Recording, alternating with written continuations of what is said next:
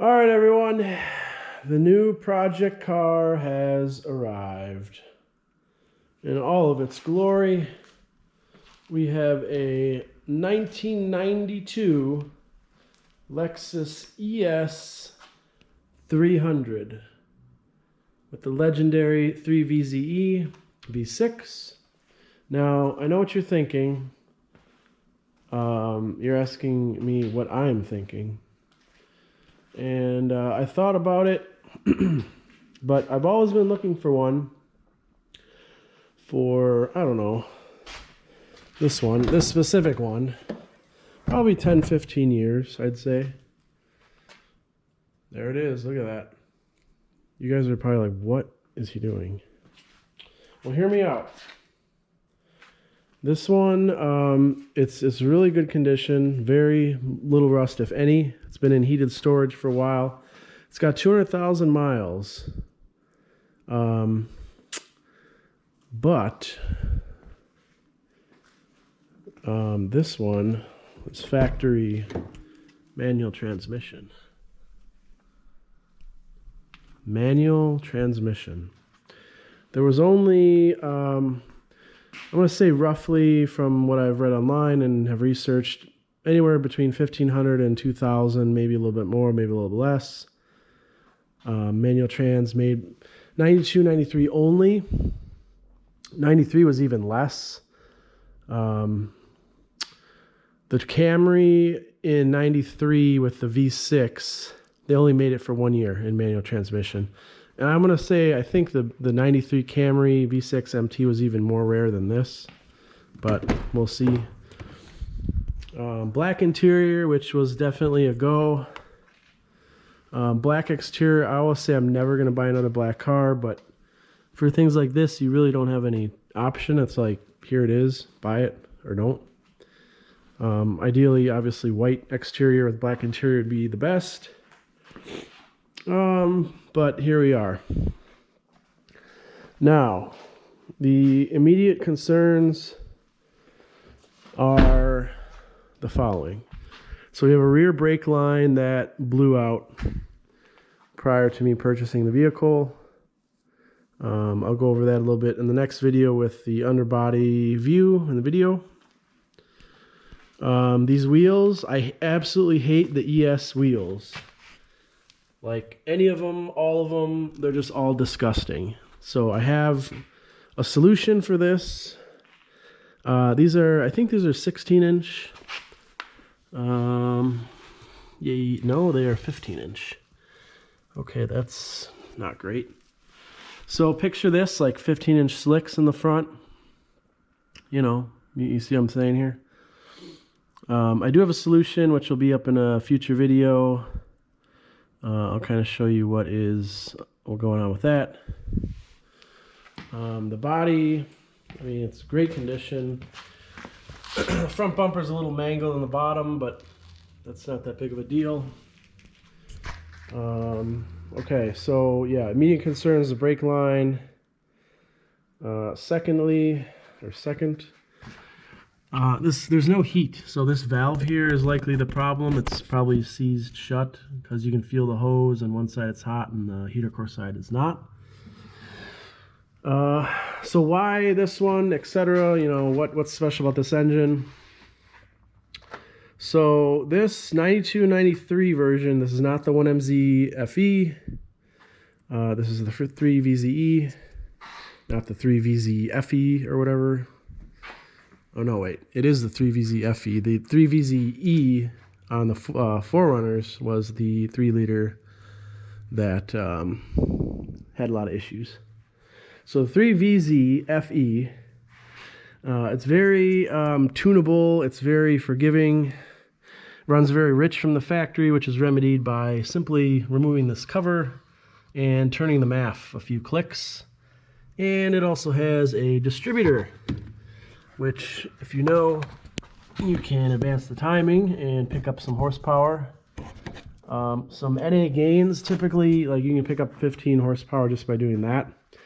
So if I get to it, what we're going to do is dyno the car now. Dyno the car with the MAF change, the distributor, the ignition vents. and keep a running log for this thing if I keep it and do what I say I'm going to do with it, but we'll see. It's got one single wire O2 sensors. Like I said, the ECU is like, doesn't even care. Basically, it's super rich from the factory. So this is super like detuned and early 90s, do whatever you want. So what I was thinking is single turbo, which somebody did it on, I want to say I saw like one person do it on maybe a Camry. Tubular headers like into a single turbo here somewhere, and like a piggyback Greddy E-Manage or something that's fairly cheap that just can adjust timing and fuel for us. And you know, if this is making 170, 190 horsepower at the crank, it can take 300, 315, 320, somewhere in there. You know, you could probably easily almost double the horsepower without even touching internals or anything. Now, the downside to this is the transmission. So this is an E53 transmission, which again was only available on this car and then the 93 V6 Camrys. So there are like no parts for it. There's no transmissions floating around anywhere to buy if something goes wrong. The upside is it's a very strong transmission. So will it hold the power? Probably. Would I like to put an LSD in there? Yes. But then I don't know if it's possible. That's the other problem. The E153 transmission, that was available on the next gen Solara, Camry, manual transmissions, 97, 98, 99, whatever that range. They're very similar. I think, I want to say the final drive is the only thing that's different or something like that. And then the cables are flipped.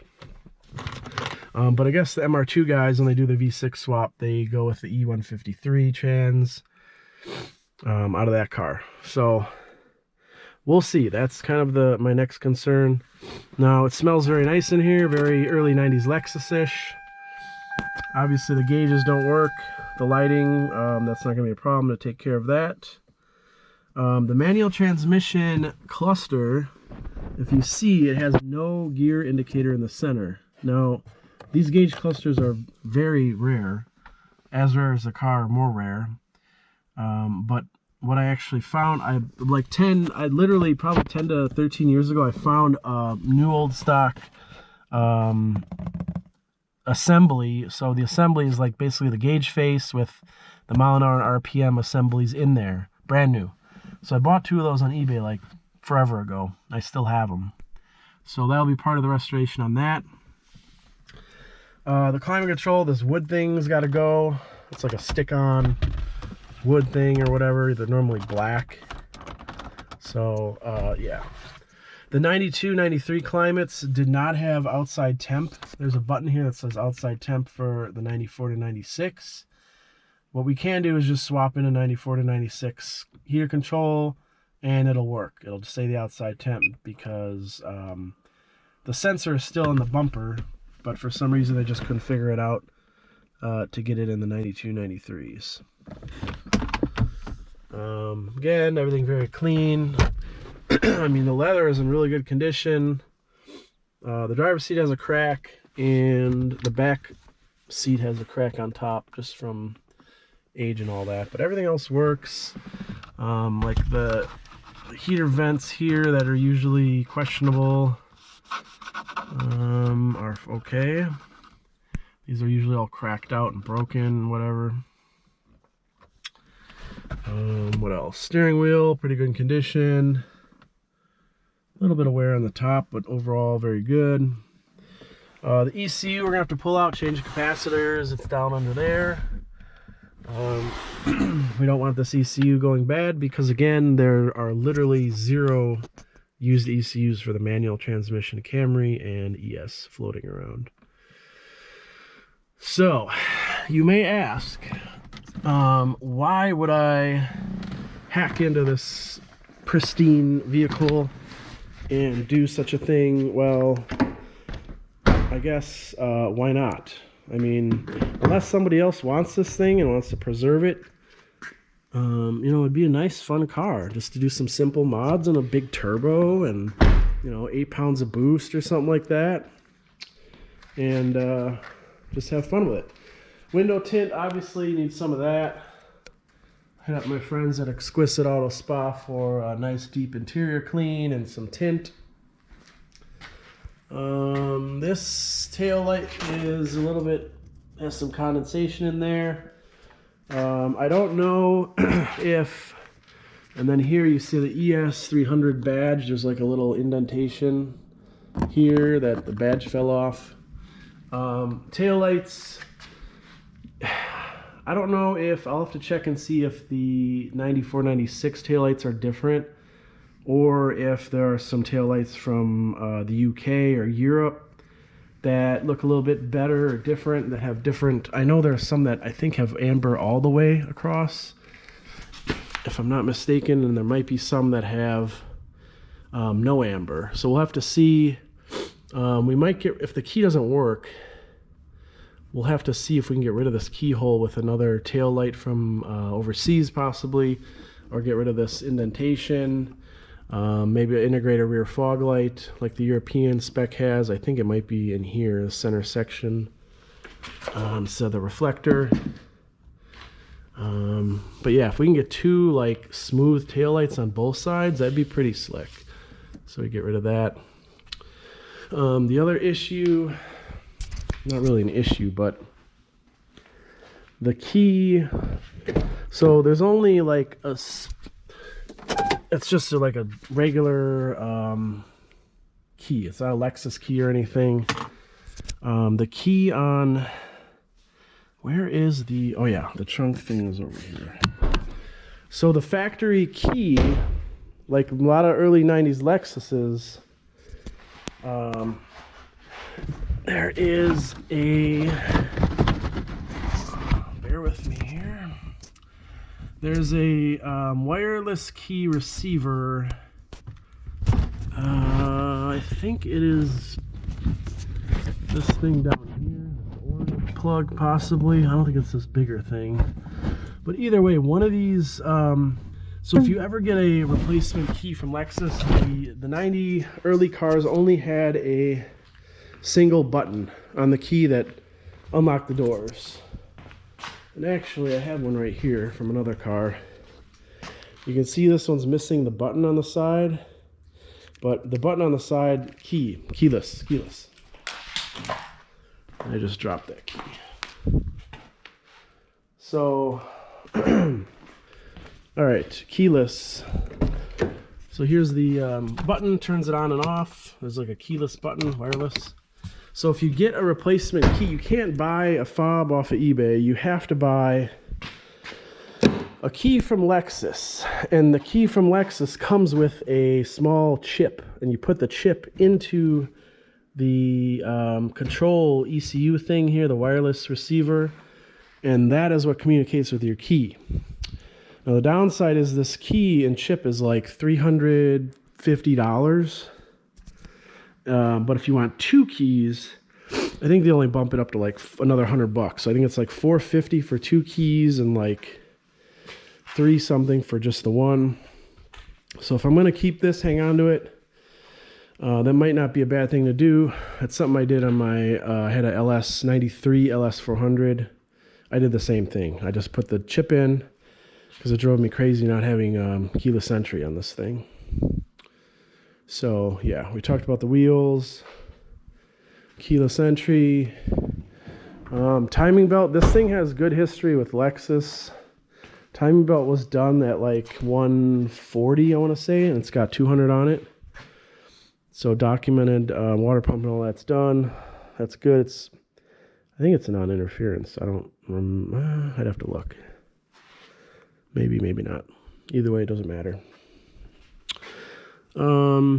AC, we have to convert that to 134A. R12 is no longer charged. We gotta fix that brake line. The clutch pedal. So clutch reservoir, hard line, and then it kind of flips to a rubber line somewhere in here in the middle. And then it goes to the AC. It goes to the accumulator here. And I guess that thing is supposed to like make the clutch feel better. But my thoughts were we just eliminate it, or we do like a braided stainless line. But like I said, most of this is hard line, so we would just have to kind of figure out like a 180-degree loop to get rid of that thing. That accumulator. Yeah. But that is kind of the overview of my new project car here. There's not a lot of these floating around. I don't even know anybody on the forums or anybody that has one of these or anybody that's modifying them.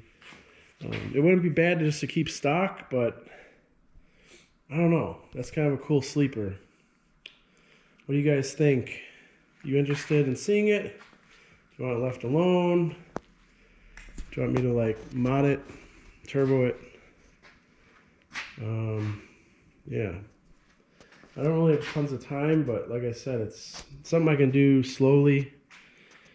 Not rush into it and spend like 6 months straight working on it.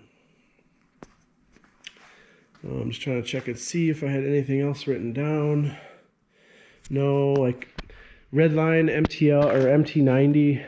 I do a trans fluid change probably with that. The keys we talked about. Coolant valve was broken, yep. The only other thing was the shift knob. I'm like a huge fan of OEM shift knobs. This thing I don't like. It says it's a Momo on there, but the factory one is a nice stitched leather.